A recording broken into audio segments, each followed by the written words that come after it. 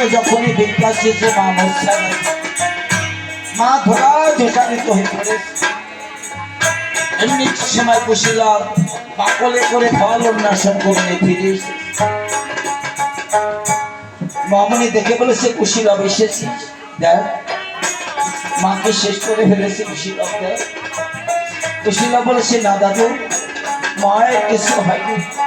আমরা দুটি ভাই নিত্য নিত্য ফল অন্বেষণে যাই, আর মা কেঁদে কেটে ধোলায় দোষারিত হয়ে পড়ে থাকে।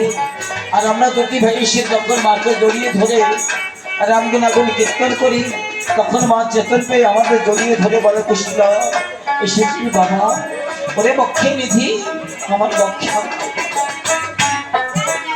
মামনি বলেছে, মা তুই আর কত কাঁদবি, তোর কান্নার কি অবসান হবে না?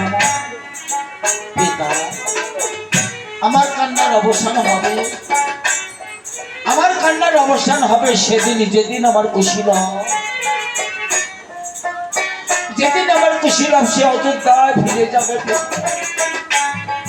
সেই দিন এই জনম দক্ষিণের কান্নার অবসান হবে, সেদিন আমার কান্নার অবসান হবে না।